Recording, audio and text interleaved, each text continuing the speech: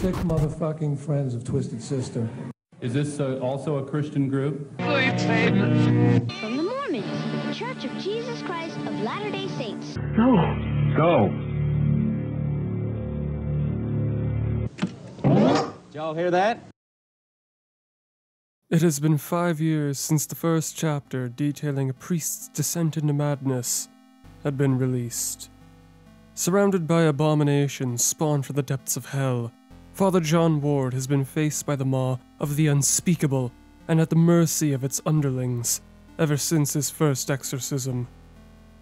It has been a year since that day, and Father John has been consumed by the guilt and the recurring nightmares of that house, the afflicted girl inside, and his first great failure. Seeking resolution, he returns to this accursed place with his prayers and crucifix. As per usual, I'll be taking you on a short trip through a topic that correlates to the artwork at hand. In this case, a brief overview of the 1980s Satanic scare. If you're uninterested, skip ahead to the on-screen timestamp or use the chapters below. As for the rest of you, I won't keep you for long. In the 1980s, a plague of pandemonium and panic would be born in the confines of the United States. The seed which grew this corrupted tree had been planted by Canadian psychiatrist Lawrence Pasder and his former patient-turned-wife, Michelle Smith. Their book, Michelle Remembers, had been used as a means of discrediting the scientifically unproven and highly controversial recovered memory therapy. Methods of this therapy included hypnosis, past life regression, psychoanalysis, and so on. At first glance, this book may appear noble, discrediting those who cheat their patients out of money, but that would be too good to be true. In the book, the couple make clear claims that Michelle had been subjected to satanic rituals as a form of treatment, likely referring to the taboo treatments they opposed in their book. This would soon result in an eruption of allegations from all corners of the states. Many of the reports involve claims of physical and sexual abuse in the context of occult rituals. The most immoderate of rumors came in the form of a conspiracy. A global satanic cult, now comprised of the global elite, had been abducting children for nefarious purposes, human sacrifice, prostitution, and other illicit context. Needless to say, these accusations lacked any supportive evidence whatsoever, yet the impact left by these allegations had lasted for years after their inception. It was during that time that the anti-cult movement, which was established by both religious and politico-religious bodies, had begun. This effort was used to bring awareness to the existence and dangers of cults. The primary accusation being abusive cults have been kidnapping and brainwashing youths, which was the cause for misbehavior and mental illness. This, of course, neglected the potential involvement of religious figures partaking in heinous desires and illicit activities. I'll let your mind explore the possible acts that I may be referring to. This was also the time where tabletop RPGs, such as Dungeons & Dragons, rock and metal, which coincidentally had Christian subgenres that would later become billion-dollar industries, black clothes, dyed hair, video games, horror movies, weed, anime, and an interest in chemistry were all signs of being a Satanist. At least in the eyes of the churches, who had numerous commercials airing on television at the time that had been advertising a number of Christian boot camps with absurd costs and promise of reformment. By the time the scare came to an end, more than 12,000 documented cases from across the United States had been archived. The police involved in each investigation had found one constant. There was no sign of occult involvement whatsoever.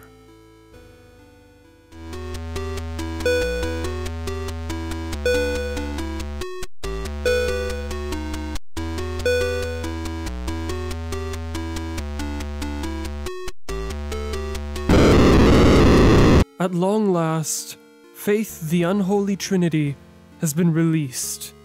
Developed by Airdorf Games and published by New Blood Interactive, Faith the Unholy Trinity comes as both the final chapter and the entire story. All 3 games from the franchise are included here in their full, unspeakable 8-bit glory. And because of their inclusion, we will not only be covering the 3rd chapter, but all of them in sequential order. We follow the story of a young priest and the trials and tribulations against demons from hell and his own mind. All the while, his faith is sapped by his fruitless campaign against evil. With each demonic encounter, Father John Ward further descends into madness as the world around him is corrupted by the forces of a satanic cult and their leader, a normal human being like you and I, Gary. The overwhelming odds appear to be stacked against us. This much is true, but as cliché as it may be, we have God on our side. What we are about to do has not been approved by the Vatican.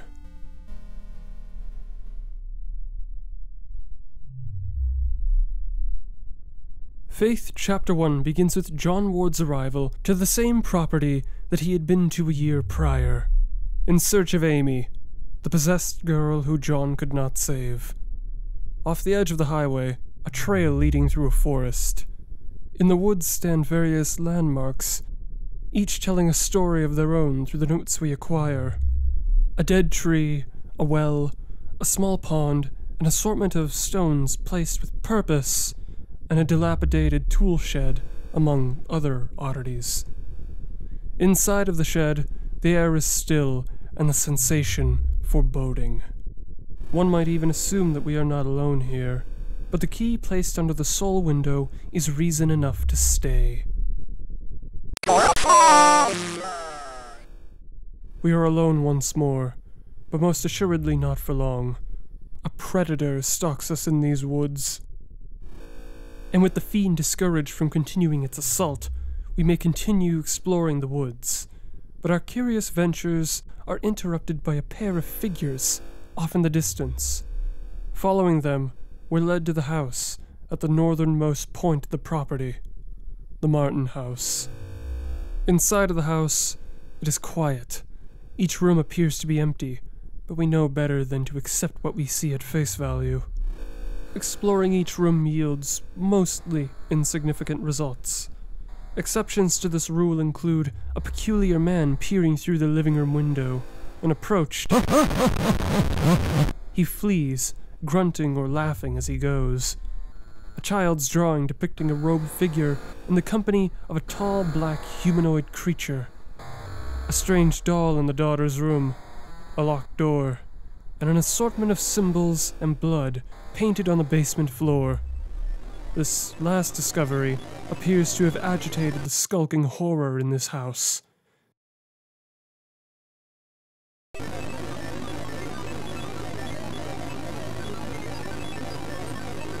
And with its arrival, we know we are getting closer to Amy.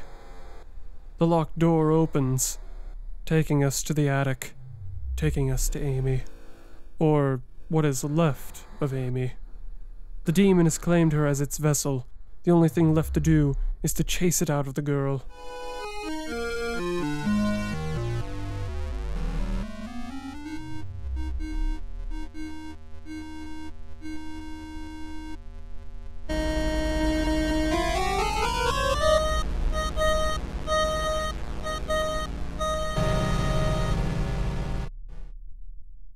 Having defeated the demon, it makes one final push for survival.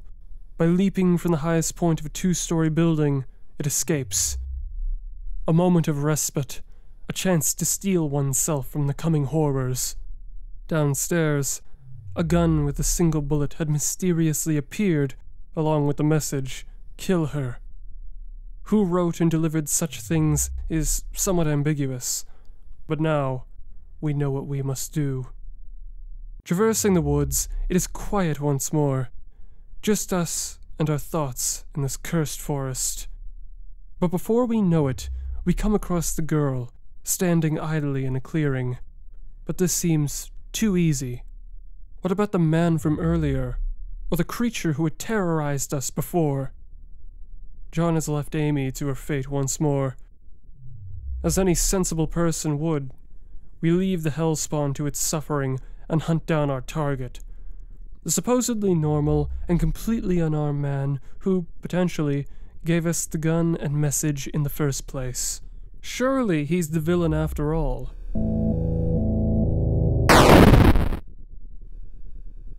He drops dead without resistance, and upon backtracking, Amy has vanished. All that is left is to leave this place once more.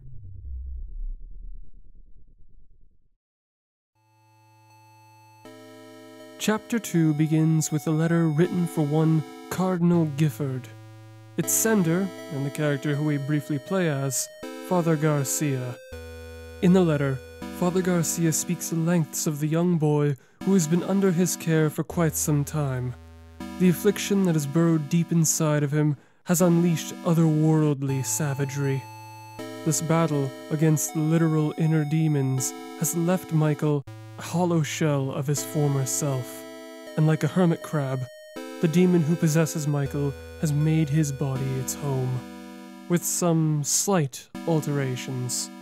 And now we bear witness to Father Garcia's squalid living conditions. Peeling wallpaper, a bathroom without a separating wall, and an otherwise decrepit atmosphere. On the floor is the note Father Garcia had been responding to, a message from Cardinal Gifford, instructing Garcia to return Michael Davies to his parents at once. Gifford states that a representative is en route to the Davies residence to discuss compensation for this supposedly unwarranted abduction of a child. But we will soon see this kidnapping was nothing short of necessary. To the basement we go, our trusty crucifix in hand, and beneath a handful of crosses, Michael, a familiar individual who, if you recall, we encountered in Chapter 1 as John. Now that I think about it, I can't help but feel as though I've seen Garcia elsewhere. It's probably nothing. Following an uncooperative exchange between Michael and Garcia, the most logical step to take is to burn the blood out of Michael's deformed body, as Garcia had undoubtedly done before. Unfortunately, Michael has little interest in playing these games any longer. Breaking free from his shackles, the lights are turned off, and Michael flees. Soon after, we find Michael treating himself to the neighbor's flesh. And thus we return to John, who has found himself in another forest. Once more, there is purpose behind his motives. A nearby cemetery has seen a number of unidentified persons coming and going at all hours of the night. An investigation orchestrated by the State of Connecticut Historical Society has been postponed, allowing our righteous protagonist to explore this mistreated resting place. Through the squealing gates we go, deeper into the graveyard. In the center, the conveniently named Save Family Crypt, and beside it, once more, another note. However, something is different with this one. The writing is not only directed towards people who we have not yet encountered, these so-called disciples, but the letter itself contains a name we have not seen up until now. Between the writings and instructions of demon worship, the name Gary is written within. Gary will make further appearances as we go, as you will soon find out. Entering the crypt, 4 faces, 3 blank individuals dressed in robes or minimal clothing, with added symbols drawn onto their skin. And the 4th face, our own, a mirror, which shows John a reflection of himself holding a key and grinning wildly, before returning to a neutral expression. The 4 skulls ignite, and 3 spirits are cast off into the cemetery. Our mission begins here. For a large portion of this chapter, we will roam amongst the graves and fog, in search of the 3 spirits that scattered into the night. In the meantime, there is little to take note of aside from the actual notes that we come across. The general consensus is that a majority of these notes hint at some sort of cult involvement in a dubious plot, which goes beyond summoning these lesser demons. and causing mischief across the country. Memories of single-sided deals made with the vulnerable, uncanny encounters, and sensible statements laced in deranged ramblings, scribbled on tattered papers. But let's carry on, shall we? Following the destruction of each spirit, we may return to the Save family crypt. Something is clearly off about the crypt, namely the mirror. Our reflection is no longer our own, if it weren't already obvious from the start. With the key retrieved, we head north. The gate opens, and secrets are revealed. A hidden wing of the cemetery that takes us to a church with a vast cornfield situated behind it. What clandestine interactions might we find among the stalks? I'm unsure. As for the church, it calls for our attention, like a beacon in the night. Through the doors, a set of candles in the main entryway, and a note. The note tells of a group of paranormal investigators who have come to spend several nights in the confines of this decaying place of worship. Furthermore, there is mention of a spindly lady game, which, upon further reading of various notes, is confirmed to have worked. What exactly did this result in? Nothing desirable. For now, we will search the rooms and explore for oddities. In the left wing of the church, just after entering the building, a confession booth. Perhaps out of instinct, John confesses his sins, though instead of silence, he receives an answer. But my fears overcame me. I turned my back on the ministry and broke my vows to God. A year later, the girl reached out to me again, but in the end, I couldn't save her. I left her to die. I am sorry for me and my past sins. Thou hast said will. Here is my penance. Bring the child to me. Perform the act of contrition, and thou shalt have the peace thou seekest. Give thanks to the Lord for his good. For his mercy endures forever.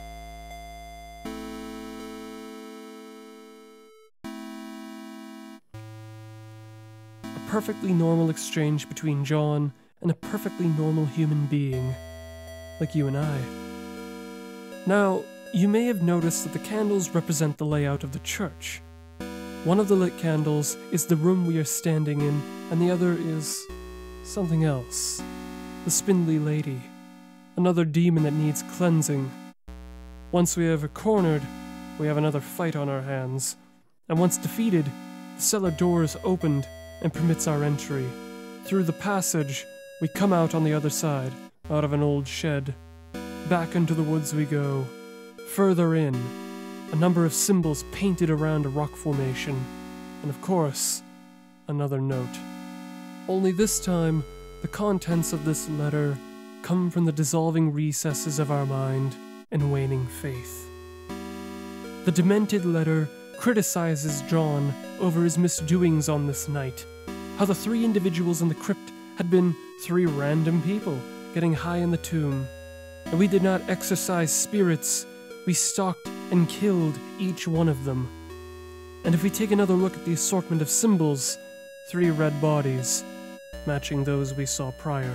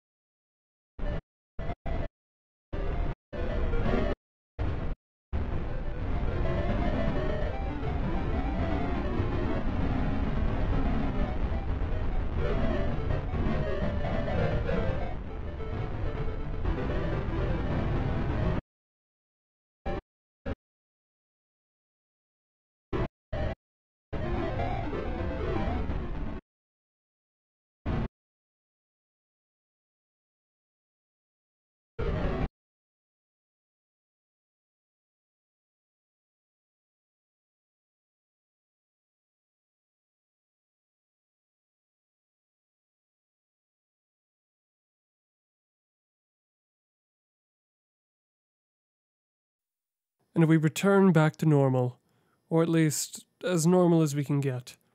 Welcome to Candy Tunnel. We'll go over this section quickly. A majority of the time spent down here is accompanied by intense paranoia and an underlying dread. And after some confrontations with the damned, we enter one of my favorite parts of the game, a secret temple where demons stalk us in the dark. The tension builds the longer we stay in the dark. Speaking on behalf of myself, when I found the first key, I became a bit erratic and skittish, and had been constantly watching my back in previously safe locations, as I had been under the impression that I was always in danger. Anyway, back on track. We're almost done here. Breaching the gate, we enter a short corridor, only to be stopped by another demon who isn't like the others. There's something special about this one. But a stranger emerges from behind and fends off the creature. Another priest has found their way here. Another battle lies ahead.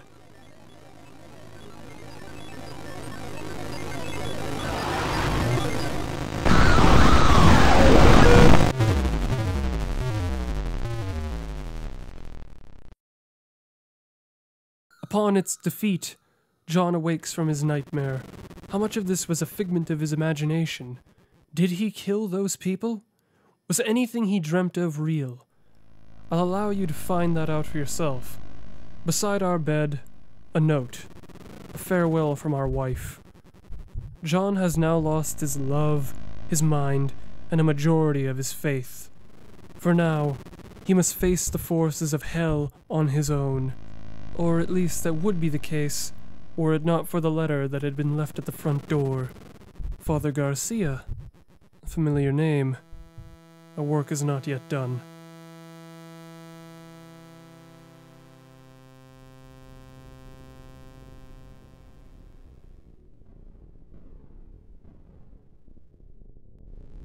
We begin with a flashback to September 21st, 1986, where John and Father Allred had gone to the Martin house to perform Amy's exorcism.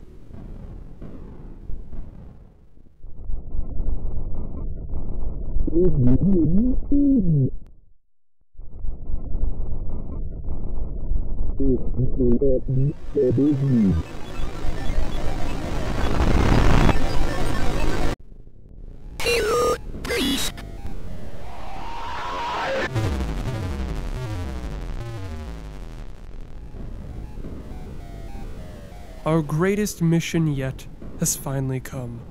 We must find Malphas, a powerful Goetic demon, and the Martin twins, Nate and Jason, before they are used as a sacrifice to call forth Malphas into this world. Time is short. 3 days remain until the day of the profane Sabbath. This may seem like a simple search. Consult the foster home they had been placed in, and go from there. But that would be all too easy. There's no trace of them in the system. Father Garcia will need some time to narrow down the possible locations to search. For now, we're to investigate the clinic Amy had worked at. We must find the place where the cult wishes to summon Malphas, before we may proceed with stopping them. Arriving at the clinic, a police officer stands guard. Considering the state of the neighborhood, it isn't much of a surprise that such a place is abandoned, and like any abandoned building, there is always an entrance. It is just a matter of finding it. Inside, we find a discarded fax message from Gary Miller. It appears that this clinic had been operated by the cult we're chasing. Now, I haven't mentioned many of these thus far, but when we exorcise haunted objects, we receive a note.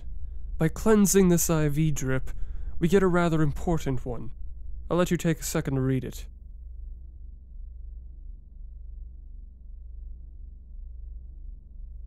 We'll come back to this information at the end of the video, if only briefly. Further still, a crowbar off in the storage room, and if memory serves us right, a door had been boarded in the main lobby.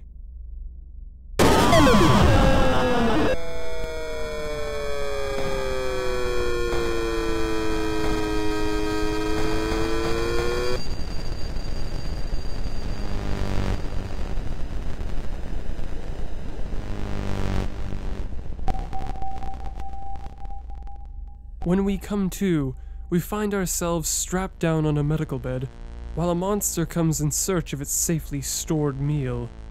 Hiding behind the loss curtain, our window of opportunity arises. We do the same in the following corridor, only this time we hide beside a locked door and numerous bodies. Successfully evading the monster, we move to the exit where, thankfully, the police officer from before comes downstairs to see what all the commotion is about. He lets us out, and we make way for the exit. The screen fades to show the locked door from the clinic, the one we had been hiding beside. Something must be down there. John wakes again from his nightmares. Multiple notes at the front door, this time from a friend, Lisa. Things have gotten worse at her apartment block. Strange figures have begun to populate the apartment. She hears them, lurking in the dark, skittering like rats. Her neighbor can't be trusted either. They won't let Lisa leave. Another lead. To the apartments we go. This is probably one of the most time-consuming sections in the game. That is, if you want to search every corner and every crevice. There are many secrets and messages to be found here, but so as to not bore you with the details, we'll skip them and proceed with a degree of linearity. Entering Lisa's room, something is clearly wrong. Lines of what may be salt guard two of the doors, and on the one opposite of us, a magical seal. There must be some way to break this mystical lock. Maybe there's a clue somewhere. Checking the bathroom, a note left by Gary. But for who exactly? Was this left here for his disciples to use as instructions, or had he placed it here knowing that John would eventually come to rescue Lisa? This may become less obtuse the further we go. For now, take this riddle as serious instructions. To the top floor we go. The only open door takes us to an admin's office, where we find the dumbwaiter idling in the corner. Our only hope is to send our crucifix down in an attempt to drive off whatever lurks in the dark, and provide us a window of opportunity to enter the basement without being torn limb from limb. And now, for the second most unnerving part of the game, a camera, and the lights cut out. I think you know where this is headed. And where we are headed is down. Reaching the basement, we are reunited with our trusty crucifix, and the power is restored. We find the mask, cleanse it, and the first part of the seal is broken. Whilst we were traversing the apartment complex, you may have caught a glimpse of the dagger that was mentioned in the note left by Gary. That is the second key to the seal, and with its purification, the door opens. Trapped inside, predictably, is Lisa, or rather what was once Lisa. She has been possessed, as I'm sure you're used to it by now. A battle commences. Only this time, we may not be the one who is in danger here. The demon who possessed Lisa, Alu, is capable of jumping between her body and ours. When possessed, John is told to fight the urge by a formless voice. But if he is unsuccessful, and Alu proves to be too powerful for John to combat, Lisa's fate will be sealed.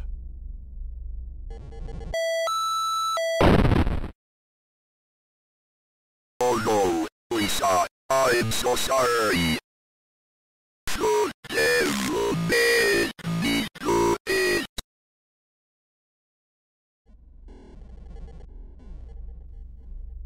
Similar to before, when the screen fades, the elevator is shown to us. More secrets lie undiscovered. One day until the profane Sabbath takes place. Today's letter is from Father Garcia, mentioning reports of strange behavior in the children at a nearby daycare center. With so little time left, John must make haste. With little need for theorizing, it is obvious that whatever occurred here was nothing short of terrible. With more mentions of the completely normal human being, like you and I, Gary, this place appears to have connections to the same cult. They must be close. As for the main building, there is little to discuss beyond the atrocities that took place within these walls. Solving a simple puzzle takes us to the heart of their secret temple. Beneath the daycare, in this place of unholy worship, are a handful of congratulatory notes written with tongue-in-cheek. This humor devolves the further we go, becoming little more than the writings of the unstable. Like the apartment, there is less to talk about here. The worth is found in experiencing it yourself. We'll be quick. Going deeper into the chambers, we come across another puzzle. While we work away at solving this puzzle, a man emerges from the shadows and assaults John, a grisly fellow who jabs John with a syringe, likely containing the same hallucinogenic substance that had been referred to in the clinic. The imagery is spectacular.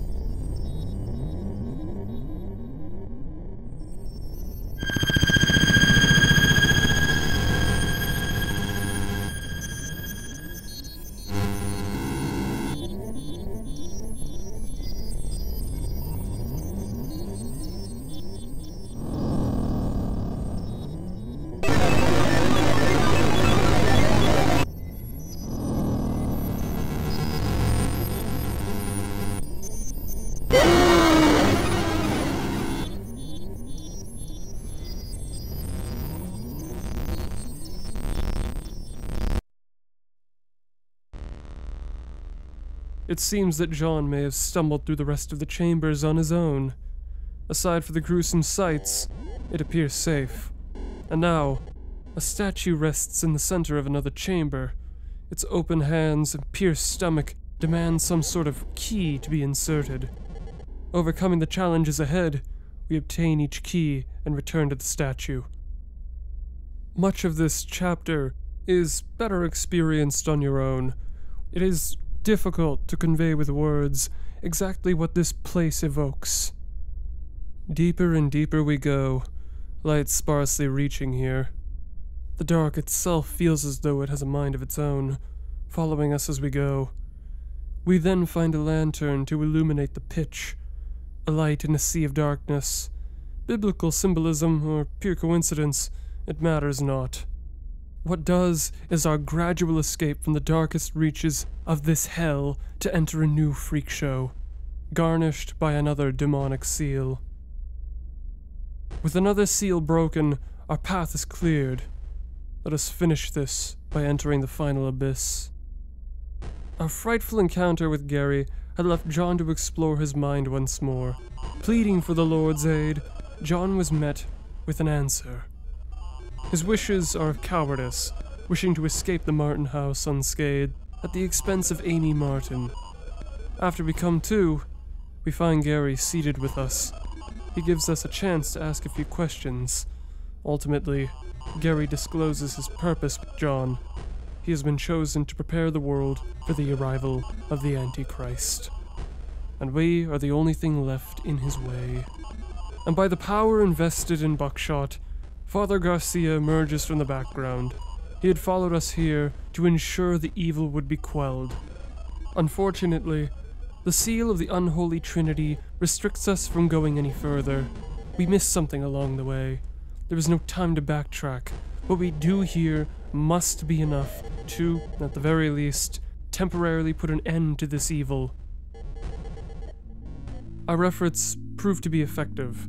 The Crucible, the cult, and the profane Sabbath have been halted. Someday the demons will return, and the cult will attempt to bring about the end of the world once more. But for now, Father Garcia is going to war with the unspeakable, and John is a perfect candidate to join him.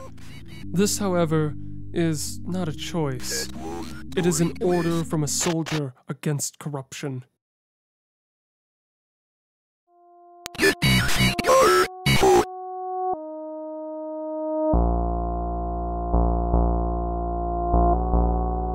And that was Faith, the Unholy Trinity. At least, that was my initial experience with it. I hope that the final portion of this essay wasn't overly confusing. I tried not to draw it out any longer than need be. Anyway, some closing thoughts and remarks to ponder over before I let you go. Assuming you were watching the video as opposed to listening to it in the background, you may have noticed that the crucifixes that John carried changed color throughout the chapters, from gold to silver to bronze. As we had seen and already discussed, John's faith had been deteriorating since the failed exorcism at the Martin house. This minor detail, the color of the crosses, may be symbolic of the strength of John's religious beliefs. It's unlikely that this had been done without any purpose behind it. Throughout the game, we see and partake in John's declining sanity and descent into madness, murdering innocent people in a graveyard, killing a former friend, and claiming the devil made him do so, and more occurrences that I'm likely overlooking. John is clearly not of sound mind. Combine this with his religious background, and one may start to consider the possibility that a majority of what we had done was nothing short of heinous crimes. How many murders are linked to John? What did we experience that was truly real? Was anything real at all? Were the hallucinogens to blame this entire time? Had John been insane from the start? I'm not in a position to be making any outlandish theories based off of the limited information that I have. I'll allow the fanatic players to do that. And with that, it's time we wrap this up. I'm considering some additional topics to cover aside from video games. When exactly this change will happen, I'm not sure. But rest assured, horror games and non-horror games with horror elements will not be going anywhere. Thank you for your time and support, no matter how brief. Have a pleasant Halloween.